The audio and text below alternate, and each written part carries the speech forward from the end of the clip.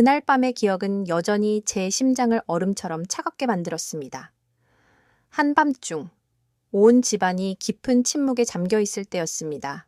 남편이 죽고 난 뒤 제게 남은 것은 이 거대한 집과 그리고 견딜 수 없는 고독뿐이었습니다. 그 고독은 밤이 깊어질수록 더욱 선명하게 저를 옥죄어 왔죠. 저는 이따금 그런 밤이면 몰래 작은 위안을 찾곤 했습니다. 작은 거실에 낡은 소파에 몸을 파묻고 남편이 생전에 좋아했던 오래된 재즈 음악을 아주 낮게 틀어놓는 것이 전부였습니다. 흐릿한 스탠드 불빛 아래 와인잔에 담긴 붉은 물결을 바라보며 저는 남편과의 추억을 더듬기도 하고 혹은 그저 아무 생각 없이 텅 빈 마음을 채우려 애썼습니다. 그것은 마치 제가 이 세상에 혼자 남겨지지 않았다는 것을 스스로에게 증명하려는 의식과도 같았습니다. 그날도 그랬습니다. 저는 낡은 담요를 어깨에 두르고 멍하니 창밖을 바라보고 있었습니다. 밖은 고요했고 달빛만이 희미하게 정원을 비추고 있었죠. 그때였습니다. 제 뒤쪽.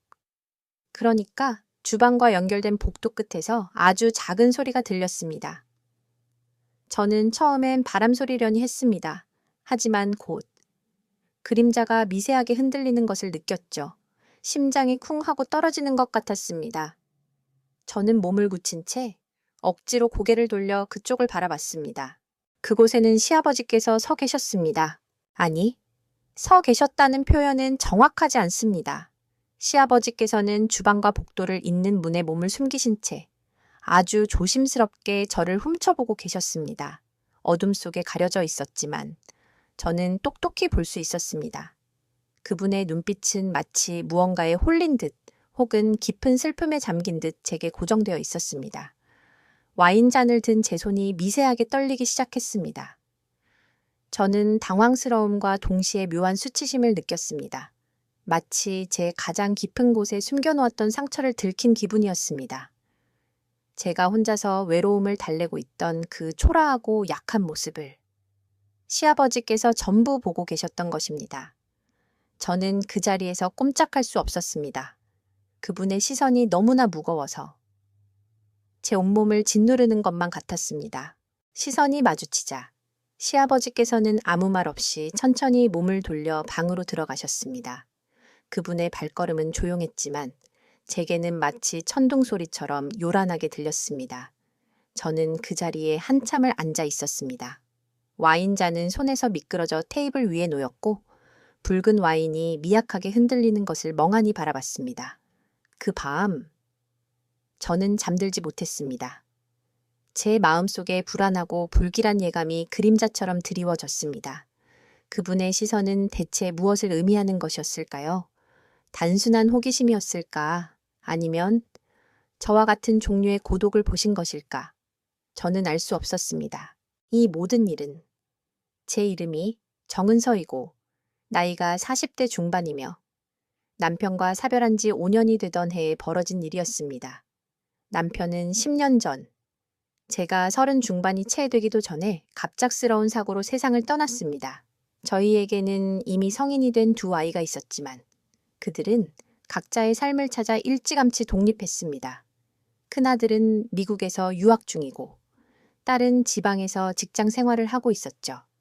그들의 삶은 활기찼고 그들의 목소리는 가끔씩 걸려오는 전화 통화에서만 들을 수 있었습니다. 전화를 끊고 나면 집은 다시금 정적에 휩싸였습니다. 남편이 남긴 이 집은 겉보기에는 꽤 괜찮은 곳이었습니다.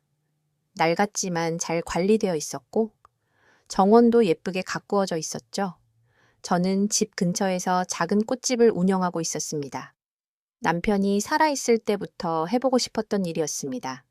처음엔 취미 삼아 시작했지만 이제는 제 삶의 유일한 활력소이자 생계 수단이 되었습니다.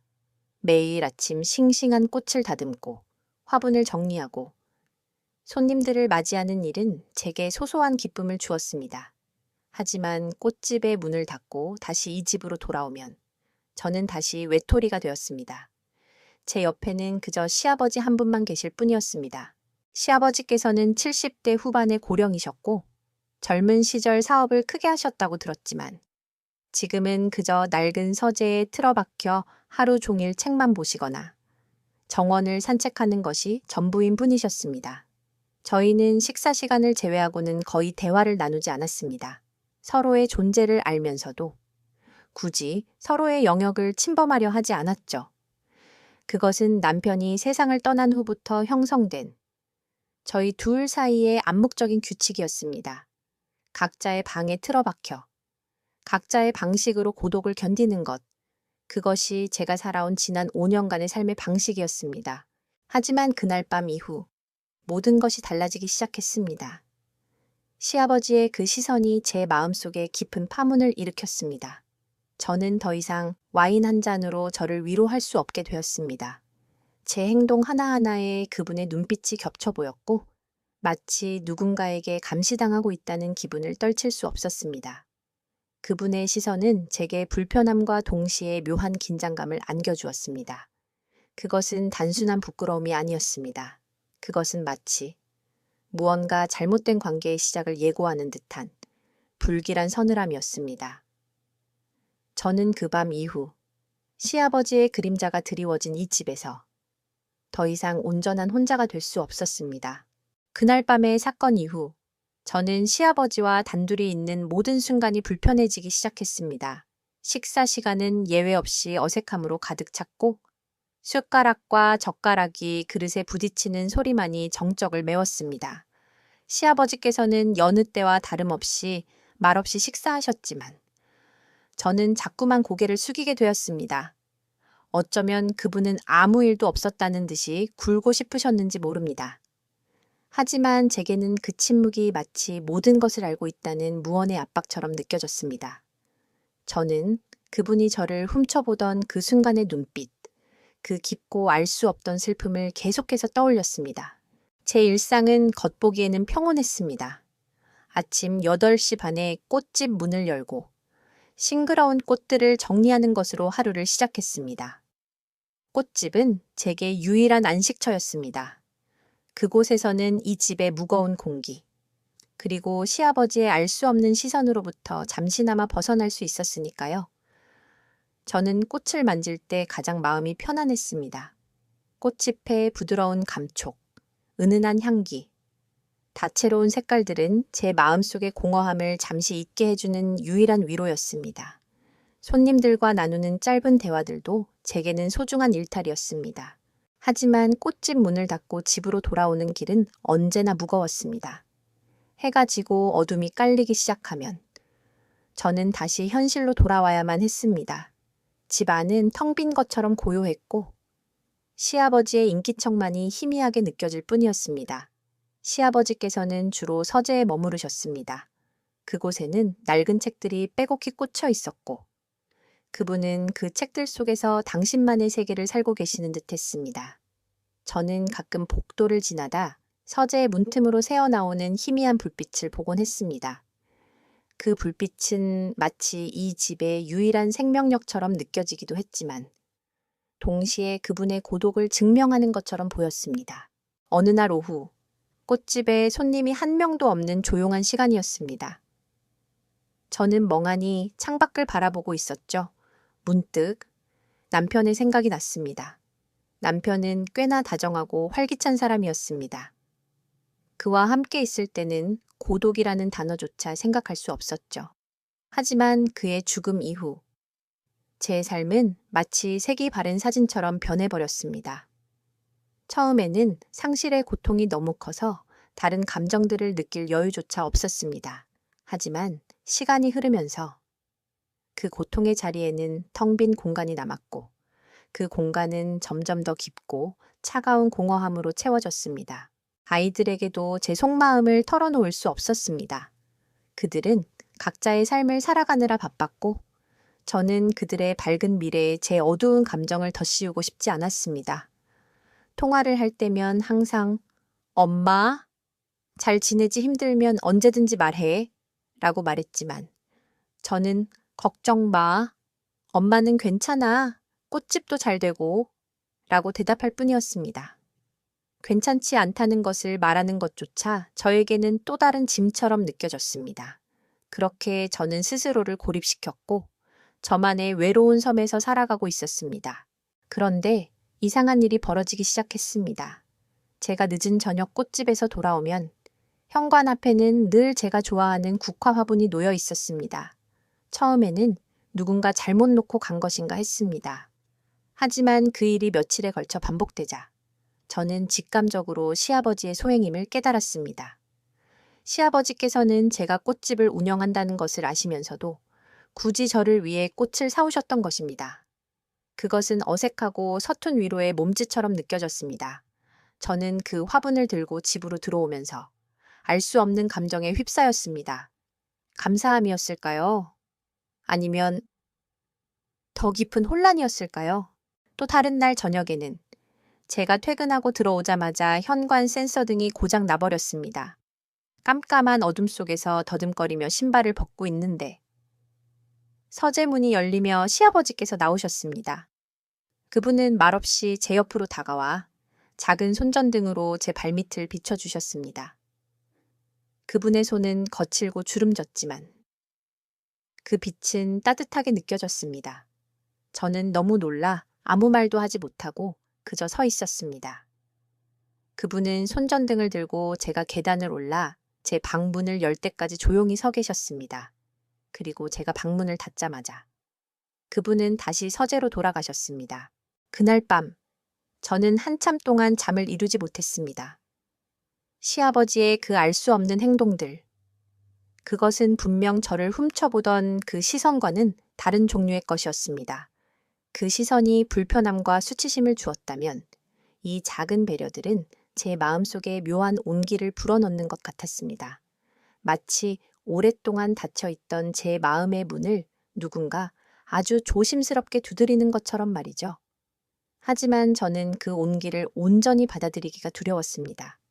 이 관계는 정상적인 것이 아니었으니까요.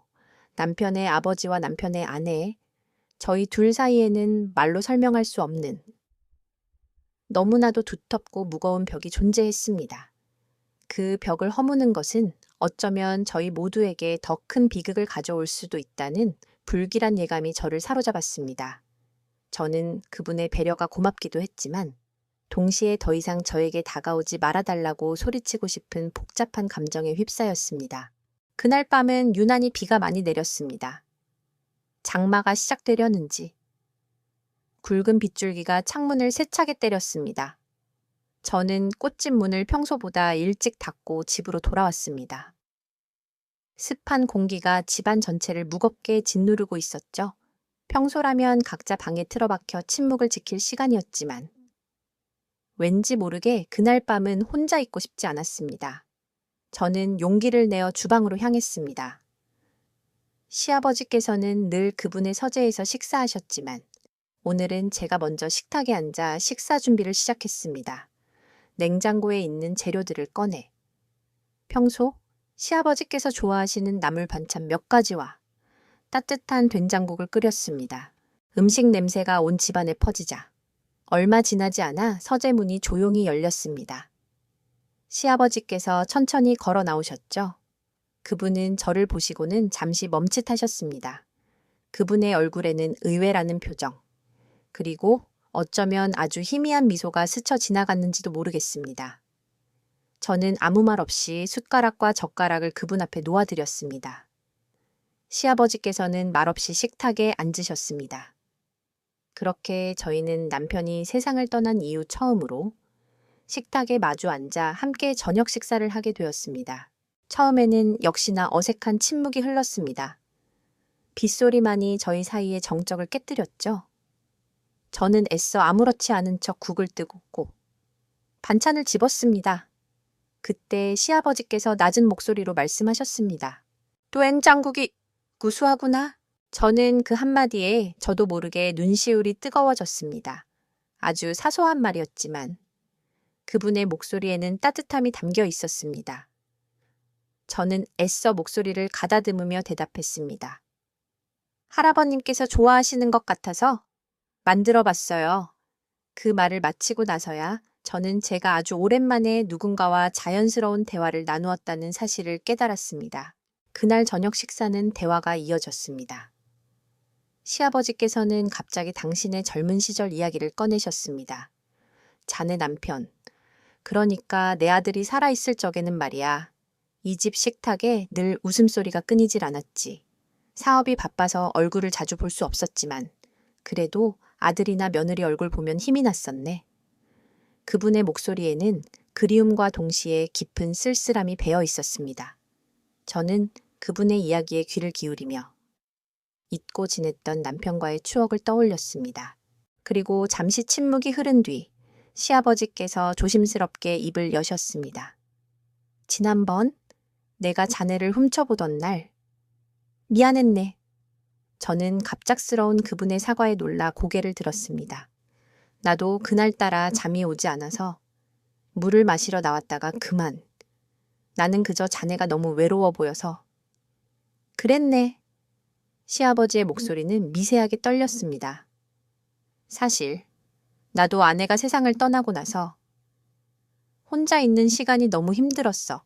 사업을 정리하고 이 집으로 들어왔을 때 사람들은 나를 은퇴한 성공한 사업가로 보았지만 나는 그저 아내를 잃은 늙은이일 뿐이었지. 아들 녀석에게는 짐이 되고 싶지 않아서. 내색하지 않고 지냈네만 이 외로움이라는 것이 그렇게 쉬이 사라지는 게 아니더구먼. 그분의 고백은 저에게 큰 충격이었습니다. 저는 시아버지께서 늘 강하고 무뚝뚝한 분이라고만 생각했습니다. 하지만 그분 역시 저와 마찬가지로 깊은 외로움 속에 살고 계셨던 것입니다. 그분의 눈빛에는 그동안 숨겨왔던 슬픔과 아픔이 고스란히 담겨 있었습니다. 그 순간 저는 그분의 시선이 단순한 호기심이나 이상한 의도가 아니었음을 깨달았습니다. 그것은 저와 같은 종류의 상실감을 알아본 깊은 공감의 시선이었던 것입니다. 저는 조용히 시아버지의 손을 잡았습니다. 그분의 손은 거칠고 주름졌지만 따뜻했습니다. 저도 마찬가지예요. 할아버님, 제 목소리는 떨렸지만 더 이상 숨길 필요가 없다고 느꼈습니다. 남편이 떠난 뒤 저도 늘 혼자였어요. 아이들은 각자의 삶이 있고 저는 그저 괜찮은 척만 하고 지냈어요. 하지만 사실은 매일 밤이 무서웠어요. 그날 밤 저희는 서로의 상처를 처음으로 마주했습니다. 빗소리는 여전히 창문을 때렸지만 그 소리는 더 이상 저희를 고립시키는 것이 아니었습니다. 오히려 저희의 이야기를 조용히 감싸주는 배경음악처럼 느껴졌습니다. 시아버지께서는 조용히 제게 말씀하셨습니다. 은서야, 이젠 혼자 힘들어하지 않아도 된다. 그 한마디는 제게 지난 몇 년간의 외로움을 한순간에 녹여버릴 만큼 따뜻한 위로가 되었습니다. 그날의 저녁 식사는 단순한 끼니가 아니었습니다. 그것은 저희 둘 사이의 두꺼운 벽을 허물고 새로운 관계의 시작을 알리는 작지만 결정적인 순간이었습니다. 그날 밤의 식사 이후 저희 집의 분위기는 눈에 띄게 달라졌습니다. 더 이상 식탁에는 어색한 침묵이 흐르지 않았습니다. 시아버지께서는 먼저 제게 말을 걸어주셨고 저 또한 자연스럽게 그날 있었던 꽃집 이야기를 들려드리곤 했습니다. 제가 만든 음식을 맛있게 드시는 모습을 보면 제 마음 한구석이 따뜻해지는 것을 느꼈습니다. 이제는 더 이상 혼자 저녁을 먹는다는 느낌이 들지 않았습니다. 어느 날 아침, 시아버지께서 꽃집으로 저를 찾아오셨습니다. 평소에는 집을 거의 나서지 않으시던 분이셨기에 저는 놀라지 않을 수 없었습니다. 그분은 한참 동안 가게의 안을 둘러보시더니 낡은 계산대 옆에 놓인 의자에 조용히 앉으셨습니다. 여기서 이렇게 보니 또 다른 세상 같구나. 시아버지의 말씀에 저는 묘한 감동을 느꼈습니다. 그분은 그날 이후 가끔씩 제 꽃집에 오셔서 말없이 앉아 계시곤 했습니다. 손님들이 없을 때는 제가 꽃에 대해 설명해 드리기도 하고 저희 둘만의 소소한 대화를 나누기도 했습니다. 그 시간들이 저에게는 일상의 작은 선물처럼 느껴졌습니다. 저도 시아버지께 더 다가가기 시작했습니다. 그분의 서재를 청소해드리고 낡은 책들을 정리해드렸습니다. 서재는 그분의 세월이 고스란히 담겨있는 공간이었습니다. 오래된 서류철, 빛바랜 사진들, 그리고 수많은 책들. 그 속에서 저는 젊은 시절 사업가로서의 시아버지, 한 가정의 남편이자 아버지로서의 시아버지의 모습을 발견했습니다. 그분은 제가 서재를 정리하는 동안에도 아무 말씀 없이 그저 지켜보시기만 했습니다. 하지만 저는 그분의 눈빛에서 감사와 함께 잊고 지냈던 자신의 삶을 되돌아보는 듯한 회한을 읽을 수 있었습니다. 저희 둘 사이의 관계는 그렇게 천천히 그리고 조심스럽게 깊어졌습니다. 그것은 단순한 위로나 공감이 아니었습니다. 서로의 빈자리를 채워주는 아주 특별한 동행이었습니다. 저는 시아버지에게서 남편에게서는 느낄 수 없었던 깊고 안정적인 따뜻함을 느꼈습니다. 그분의 존재는 제게 큰 버팀목이 되어주었고 더 이상 밤에 혼자 외로워하지 않아도 된다는 안도감을 주었습니다. 시아버지 또한 제가 만든 따뜻한 밥상과 제 웃음소리 그리고 제 존재 자체에서 삶의 활력을 되찾아 가시는 듯 했습니다. 하지만 저희의 평화로운 시간은 그리 오래가지 못했습니다. 남편의 기일이 다가오자 남편의 형제들과 그들의 아내들이 집으로 찾아왔습니다. 그들은 처음부터 저와 시아버지의 관계를 의심의 눈초리로 바라보았습니다. 특히 남편의 형인 최민식 씨는 노골적으로 불만을 드러냈습니다. 아버지, 요즘 은서랑 너무 붙어 다니시는 거 아닙니까? 밖에서 말들이 많습니다. 그는 저를 바라보며 형님 돌아가신 지 얼마나 됐다고 벌써 저렇게 붙어 다니냐는 듯한 눈빛을 보냈습니다. 그들의 말과 시선은 제 가슴에 비수처럼 꽂혔습니다. 그들은 저희의 관계를 진정한 공감과 동행으로 보지 않았습니다. 그들에게는 그저 남편 잃은 며느리와 늙은 시아버지의 수상하고 불순한 관계로만 보였던 것입니다. 그들은 끊임없이 시아버지의 재산을 언급했습니다. 아버지, 요즘 기력이 없으신 것 같은데 재산 관리는 어떻게 하고 계십니까? 저희가 도와드릴 일은 없고요. 그들의 관심은 오로지 시아버지의 통장과 부동산에만 집중되어 있었습니다. 제가 집안일을 모두 도맡아 하고 시아버지의 식사를 챙겨드리고 그분의 외로움을 보듬어 드리는 것은 그들에게 아무런 의미가 없었습니다. 오히려 제가 시아버지의 재산을 노리고 접근했다고 단정하는 듯한 태도를 보였습니다. 남편의 동생 부부 또한 마찬가지였습니다. 그들은 언니, 아무리 그래도 아버님이랑 단둘이 집에서만 지내는 건 좀 그렇지 않아? 밖에서 좀 활동도 하고 그래? 보기 안 좋잖아. 라고 말하며 저를 비난했습니다. 그들의 말 속에는 저를 향한 멸시와 어쩌면 시아버지의 재산을 탐하는 은근한 압박이 담겨 있었습니다. 저는 그들의 차가운 시선과 말에 상처를 입었고 다시금 혼자가 된 것 같은 깊은 고독을 느꼈습니다. 시아버지께서 제게 주셨던 따뜻한 위안의 온기가 차가운 현실의 벽에 부딪혀 산산이 부서지는 것 같았습니다. 그날 밤 남편의 형제들이 모두 돌아간 후 시아버지께서는 한참 동안 아무 말씀이 없으셨습니다. 저는 그저 고개를 숙이고 조용히 설거지를 했습니다. 그때 시아버지께서 제게 다가오셔서 말씀하셨습니다. 은서야, 내 자네에게 못할 짓을 시킨 것 같구나. 이 모든 것이 다 내 탓이다. 그분의 목소리에는 깊은 자책감과 슬픔이 묻어 있었습니다. 저는 아니라고. 괜찮다고 말씀드렸지만 이미 저희 둘 사이에 드리워진 어두운 그림자를 지울 수는 없었습니다. 저희의 관계는 더 이상 저희 둘만의 순수한 감정이 아니었습니다.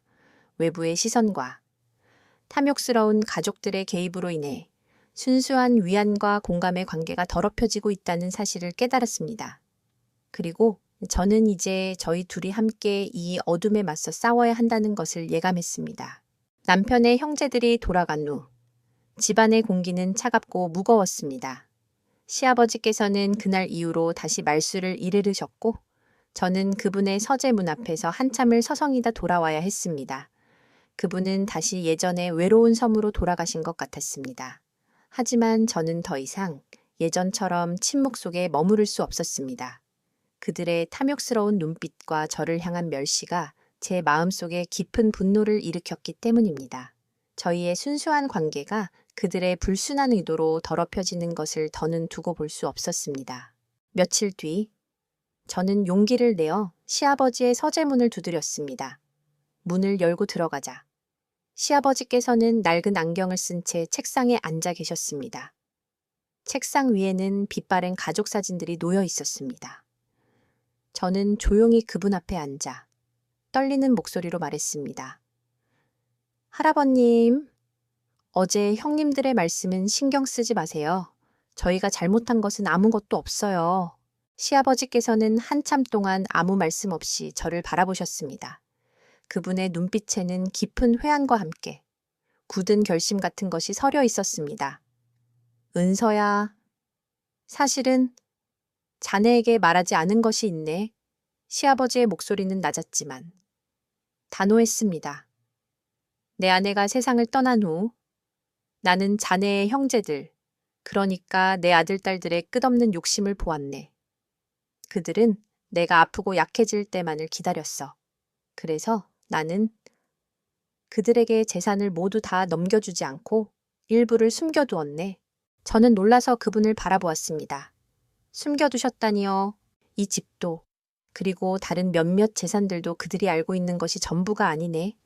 나는 이 집을 떠나고 싶을 때, 혹은 정말 도움이 필요한 사람에게 내 힘이 되어주고 싶을 때를 대비해 마지막으로 지킬 것을 남겨두었네. 시아버지께서는 서재의 낡은 책장 뒤편을 가리키셨습니다.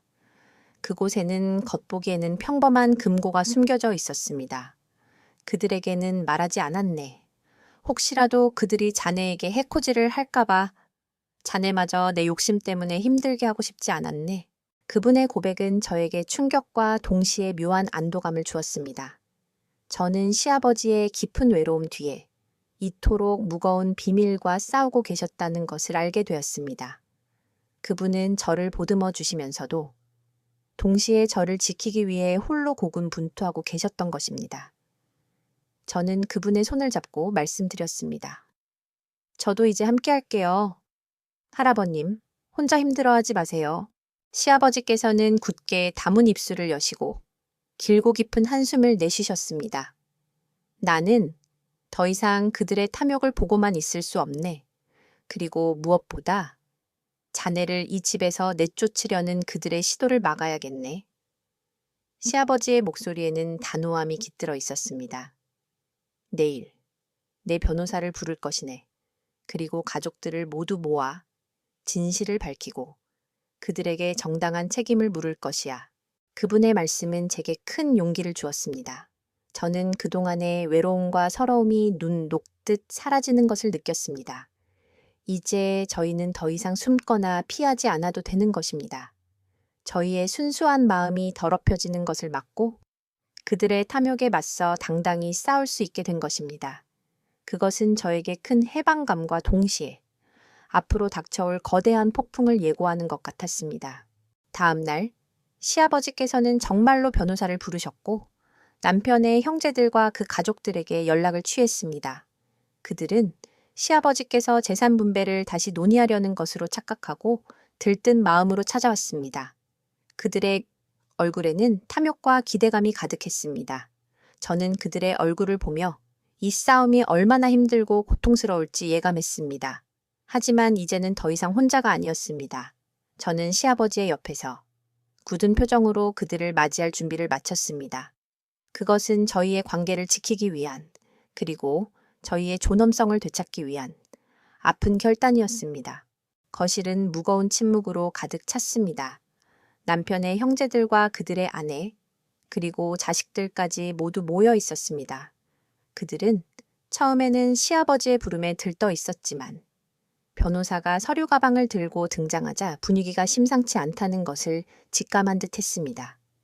그들의 얼굴에 떠돌던 미소는 온데간데 없이 사라졌고 날카로운 경계심만이 남았습니다. 저는 시아버지의 옆자리에 앉아 굳건한 표정으로 그들의 시선을 마주했습니다. 더 이상 두려워하거나 피하고 싶은 마음은 없었습니다. 변호사는 정중하지만 단호한 목소리로 말문을 열었습니다. 오늘 이 자리는 최 회장님의 최종 재산 분배에 관한 논의를 위해 마련되었습니다. 변호사의 말이 끝나자마자 최민식 씨가 불만 가득한 목소리로 끼어들었습니다. 아니, 변호사님, 재산 분배는 이미 예전에 끝난 것 아닙니까? 저희 아버지 통장에 얼마 남아 있지도 않고요.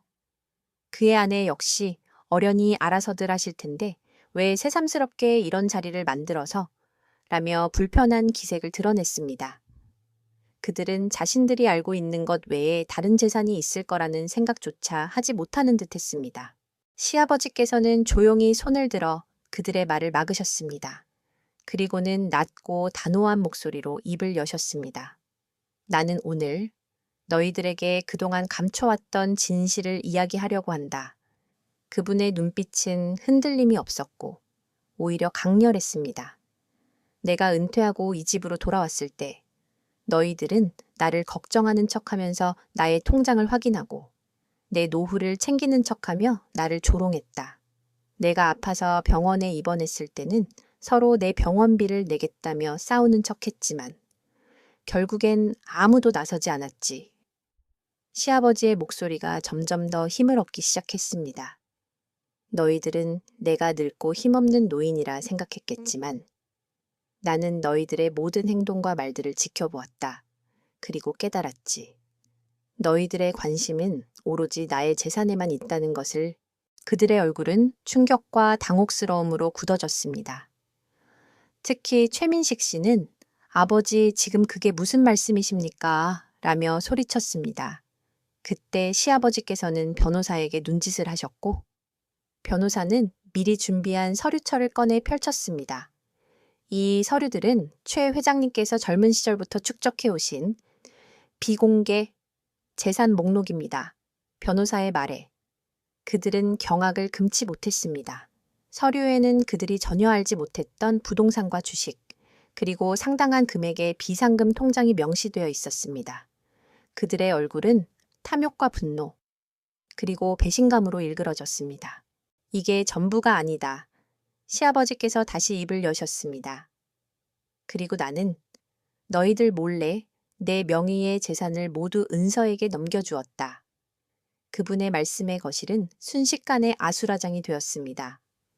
최민식 씨는 벌떡 일어나 저를 향해 손가락질하며 이 여자가 우리 아버지에게 무슨 짓을 한 거야 라고 소리쳤습니다. 그의 아내 또한 돈 보고 늙은 시아버지 꼬드긴 것 아니냐며 저를 맹렬히 비난했습니다. 저는 그들의 비난 속에서도 조용히 시아버지의 손을 잡았습니다. 그분의 손은 떨리고 있었지만 저는 그 떨림 속에서 굳은 의지를 느낄 수 있었습니다. 시아버지께서는 그들의 비난에 아랑곳하지 않고 마지막 말을 이어가셨습니다. 은서와 나는 서로의 외로움을 보듬어 주었을 뿐이다. 너희들이 나를 외면하고 내 재산만을 탐할 때 유일하게 내 곁을 지켜준 것은 바로 은서였다. 너희들은 나의 아들딸이지만 너희들의 탐욕은 너희 스스로의 양심을 팔게 만들었다. 이제 너희들은 내가 남겨둔 재산은 물론 이 집에서도 아무것도 얻지 못할 것이다. 이 모든 것은 은서의 것이다. 그들의 분노는 폭발했습니다. 그들은 저와 시아버지를 향해 욕설과 비난을 퍼부었고 거실은 순식간에 지옥으로 변했습니다. 하지만 저는 그들의 비난이 더 이상 두렵지 않았습니다. 그들의 탐욕이 만천에 드러났고 그들의 얄팍한 거짓말들이 모두 무너져 내렸기 때문입니다. 시아버지께서는 그들을 조용히 쳐다보시며 이 집에서 나가거라. 그리고 다시는 내 눈앞에 나타나지 말아라. 라고 말씀하셨습니다. 그들은 마지막까지 분노와 억울함을 토해내며 집을 떠났습니다. 그들의 뒷모습은 초라하고 비참했습니다. 폭풍이 지나간 후 거실에는 저와 시아버지, 그리고 변호사만 남았습니다. 시아버지께서는 깊은 한숨을 내쉬며 힘없이 소파에 기대셨습니다. 저는 그분의 옆에 앉아 조용히 그분의 손을 잡았습니다. 그분의 눈에서는 말없이 눈물이 흘러내리고 있었습니다. 그것은 분노의 눈물이 아니었고 슬픔의 눈물도 아니었습니다. 그것은 오랜 세월 동안 억눌러 왔던 모든 고통과 회한을 토해내는 해방의 눈물이었습니다. 그날 밤 저희는 모든 것을 잃은 동시에 가장 소중한 것을 얻었다는 것을 깨달았습니다. 서로를 향한 진실된 마음, 그리고 더 이상 숨지 않아도 되는 자유. 저희의 싸움은 끝났고 이제 새로운 시작이 기다리고 있었습니다. 폭풍이 지나간 뒤 저희 집은 비로소 진정한 평화를 되찾았습니다. 남편의 형제들은 더 이상 찾아오지 않았고 그들의 흔적은 차갑게 식어버린 거실의 공기 속에 희미하게 남아있을 뿐이었습니다. 시아버지께서는 모든 것을 털어놓으신 후 마치 무거운 짐을 벗어던진 사람처럼 편안해 보이셨습니다. 그분의 얼굴에는 깊은 주름이 패여 있었지만 그 눈빛은 예전처럼 불안하거나 슬픔에 잠겨 있지 않았습니다. 저는 그분의 옆에서 조용히 꽃을 다듬고 따뜻한 차를 끓여 드리는 것으로 저희의 새로운 일상을 시작했습니다. 시아버지께서는 이제 더 이상 서재에만 틀어박혀 계시지 않았습니다. 매일 아침 저와 함께 정원을 산책하셨고 때로는 제가 꽃집에서 일하는 것을 조용히 지켜보시기도 했습니다. 그분은 저에게 말씀하셨습니다. 은서야, 네가 가꾼 꽃들을 보니 마음이 참 편안해지는구나. 네가 이 집을 지켜줘서 정말 고맙다. 그 말씀 한마디는 제게 그동안의 모든 고통과 서러움을 보상받는 기분이 들게 했습니다. 저는 이제 이 집이 더 이상 남편과의 추억이 갇혀있는 공간이 아니라 시아버지와 함께 만들어가는 저희의 새로운 보금자리라는 것을 느꼈습니다. 어느 맑은 날 오후, 저는 시아버지와 함께 거실 소파에 앉아 있었습니다. 창밖으로는 햇살이 쏟아져 들어왔고 따뜻한 봄바람이 살랑살랑 불어왔습니다. 저는 시아버지의 손을 잡고 말씀드렸습니다. 할아버님, 이제 더 이상 외로워하지 않으셔도 돼요. 제가 할아버님 곁에 있잖아요. 시아버지께서는 조용히 제 손을 맞잡으셨습니다. 그분의 손은 예전처럼 거칠었지만 그 온기는 그 어떤 것보다 따뜻하고 안정적이었습니다. 그래, 은서야, 이제는 정말 혼자가 아니구나. 그분의 목소리는 잔잔한 파문처럼 제 마음속에 깊이 스며들었습니다. 저희의 삶은 화려하지 않았습니다. 아침에 일어나면 함께 밥을 먹고 저는 꽃집으로 출근하고 시아버지께서는 조용히 집안을 산책하거나 책을 읽으셨습니다. 저녁에는 따뜻한 식사를 함께하고 조용히 차를 마시며 이야기를 나누었습니다.